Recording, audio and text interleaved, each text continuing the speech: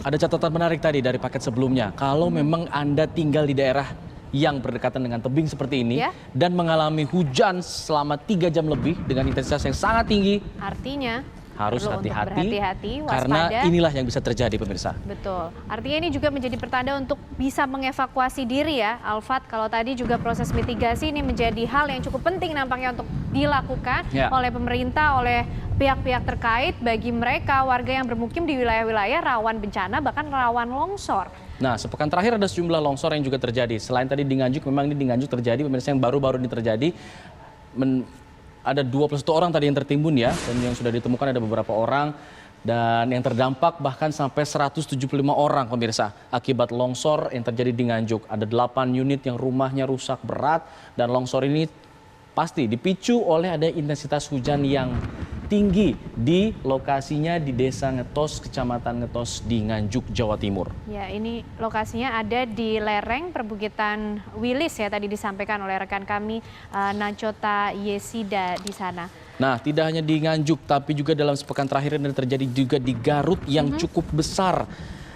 Dan ini menimbun persawahan juga ya, Alfat, sampai 3 hektar, cukup luas. Tidak ada korban jiwa dalam peristiwa longsor yang terjadi di Desa Karya Mekar, Garut, pemirsa. Tapi 9 unit rumah ini terdampak akibat longsor. Dan 40 unit rumah lainnya juga terancam bila terjadi longsor akibat intensitas hujan yang sepertinya masih terus tinggi dan fluktuatif pada beberapa waktu terakhir ini. Di Majalengka juga terjadi situasi yang serupa. 14 bahkan kejadian longsor terjadi selama sepekan terakhir. Di Majalengka saja. Bayangkan bisa terjadi di daerah-daerah lain bisa lebih banyak lagi. Nah, ini terjadinya di 14 desa, pemirsa. Tidak ada korban jiwa, tapi ada rumah warga dan juga fasilitas pendidikan yang juga terdampak longsor akibat dari bencana tersebut.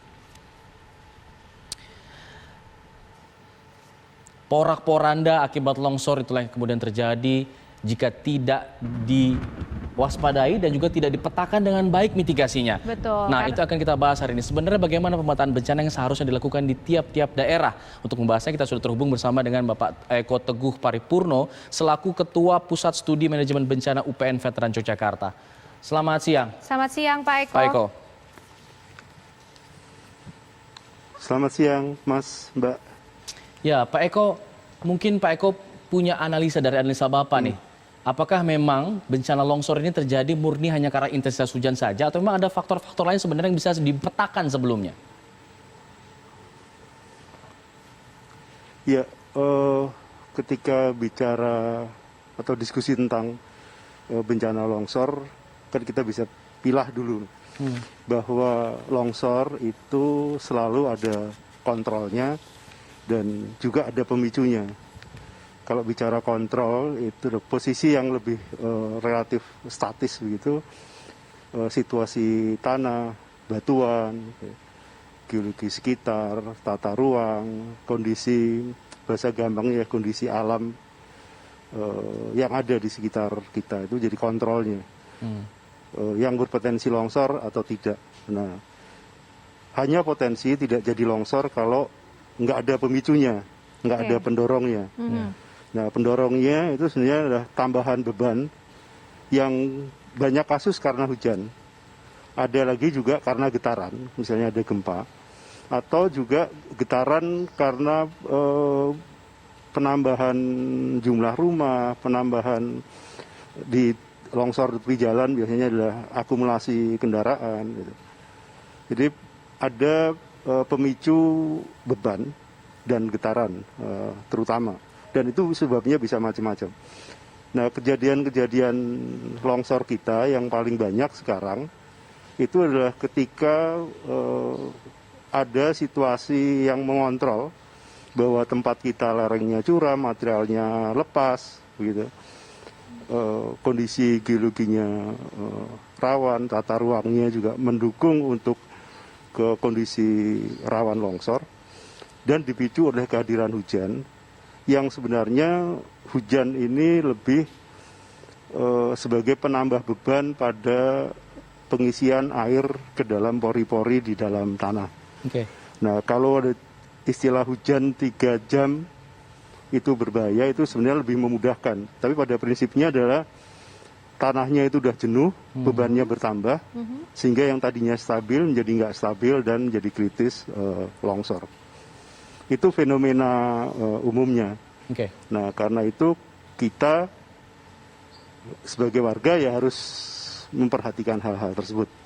Ya, Pak Teguh, tapi kan Gitu, warga mungkin tidak memiliki pengetahuan ya Pak sampai sedalam itu mengenai bagaimana kemudian harus beradaptasi hidup di lingkungan tanah yang bahkan sampai bisa jenuh. Nah, apakah durasi tanah ini mengalami perubahan sampai ke jenuh kemudian dipicu oleh hujan ini bisa diperhitungkan Pak? Iya, pada dasarnya setiap bahaya itu memunculkan tanda-tanda. Jadi ketika bergerak dari tempat rawan yang bergerak ke arah kritis, penjenuhan air itu bisa dimunculkan lewat misalnya munculnya mata air baru, rembesan baru di sekitar lereng. Ya. Umumnya warga tahu sebenarnya bahwa ini sudah ada titik jenuh. Tapi respon itu yang perlu ditingkatkan. Saya sih tidak merendahkan kapasitas warga untuk memahami lingkungannya. Tapi memang kadang-kadang ada satu faktor yang fatalistik. Semoga nggak ada apa-apa. Nah, titik itu sebenarnya. Tapi gejala-gejala lewat munculnya rembesan, yang titik yang lebih lembab kalau karena hujan itu ya. Nah, yang menarik sebenarnya bahwa memang tingkat kejenuhan itu sangat tergantung dari hal yang awal. Batuannya apa, tanahnya seperti apa, apakah ini cukup 2 jam atau butuh 3 jam, itu yang memang berbeda-beda. Dan juga tidak harus pada saat hujan. Penjenuhan bisa terjadi sekarang, tapi tidak stabilan bisa jadi muncul ketika hujan selesai, gayanya bertambah, bebannya bertambah, dia baru longsor. Karena itu sering longsor tidak terjadi saat hujan, tapi justru terjadi setelah hujan itu selesai. Nah, warga diharapkan memahami itu, dan ini yang berbeda ya, bahaya longsor dengan yang lain. Kalau bahaya gunung api, bahaya banjir, tsunami, itu warningnya relatif skala besar, umum saja gitu, dari nasional. Nah, longsor itu kan skupnya kecil-kecil. Rawan longsor itu lebih pada titik-titik kecil, sehingga setiap warga diharapkan bisa memetakan situasi kerawanan daerahnya, kerentanan daerahnya, sehingga mereka sendiri, teman-teman di daerah sendiri yang bisa seperti tadi Mbak dan Mas sampaikan, melakukan evakuasi mandiri ketika kondisinya memang sudah cenderung berpotensi longsor dan akan kejadian longsor akan terjadi. Baik. Demikian Mas, Mbak. Baik. Terima kasih Pak Eko Teguh Paripurna selaku Ketua Pusat Studi Manajemen Bencana UPN Veteran Yogyakarta. Tentunya diharapkan ada aktif dari masyarakat, dan tentunya masyarakat tidak bisa bergerak sendiri tentunya ya. Harus ada peran juga dari pemerintah daerah. Perlu adanya edukasi terus-menerus Alfat untuk masyarakat yang bermukim di wilayah-wilayah rawan terjadi bencana dan juga termasuk longsor untuk bisa lebih peka terhadap tanda-tanda yang disampaikan tadi. Lalu kita akan melihat bagaimana kemudian perkiraan cuaca yang terjadi di sejumlah daerah yang berpotensi mengalami hujan lebat, dan seperti apa kemudian pantauannya dari BMKG. Kita akan coba tanyakan prediksi cuaca sepekan ke depan ini bersama dengan Pak Hari Tirto Jatmiko selaku Koordinator Informasi Iklim BMKG. Selamat siang Pak Hari. Selamat siang kembali Mas Alfat, Mbak Ken. Ya Pak Hari, saya tidak tahu nih di belakang Anda ini sebagai backgroundnya apakah kondisi real atau hanya background saja, atau mungkin bisa jelaskan mengenai kondisi cuaca di Indonesia secara garis besar, khususnya Pulau Jawa mungkin ya, yang mungkin mengalami peningkatan intensitas hujan. Terima kasih Mas Alfat, Mbak Ken. Terkait dengan background saya saat ini, kami ambilkan dari sisi tanggal 18, itu ada tren peningkatan intensitas curah hujan, baik intensitas sedang hingga lebat, bahkan sangat lebat. Di situ kalau dicermati di beberapa lokasi itu ada tampak warna merah, terutama yang di Pulau Jawa, dan itulah yang kenapa kami di tanggal kemarin, tanggal 15, kita mengeluarkan siaran pers terkait dengan intensitas hujan yang intensitasnya lebat di beberapa daerah, yaitu meliputi dari wilayah Sumatera, tepatnya di pesisir barat Sumatera, terus nanti bergeser ke selatan, yaitu Sumatera bagian selatan, terus sebagian besar Jawa, Bali, dan Nusa Tenggara. Terus untuk Kalimantannya sebagian besar, relatif sebagian besar Kalimantan. Terus untuk Sulawesinya itu Sulawesi Utara, Sulawesi Tengah, Tenggara, dan Selatan. Serta di wilayah Malukunya, baik Maluku Utara, terus Maluku bagian tengah, dan Papua. Dan indikator itu untuk sepekan ke depan diidentifikasi akan terjadi hujan intensitas lebat. Seperti itu, Mas Alfa. Oke. Jadi tadi kalau Bapak katakan alurnya berurutan seperti itu, apa memang di daerah-daerah yang Bapak sebutkan tadi terjadi secara bersamaan, Pak? Secara periode, kalau kita melihat per harinya, skalanya harian, setiap harinya itu akan polanya akan berbeda.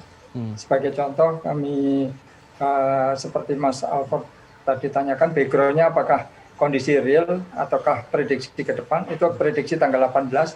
Jadi kalau boleh dilihat di gambaran ini, sebagian besar wilayah Jawa, Bali, Nusa Tenggara, terus Kalimantan Tengah, Kalimantan Selatan, Kalimantan Timur, sama Sulawesi, itu lebih didominasi warna kuning. Betul. Sehingga itulah gambaran untuk intensitas hujannya. Jadi kalau warna kuning lebih banyak didominasi intensitas sedang, kalau warna orange sama merah itu lebih didominasi intensitas hujan lebat, bahkan sangat lebat secara akumulasi dalam satu hari.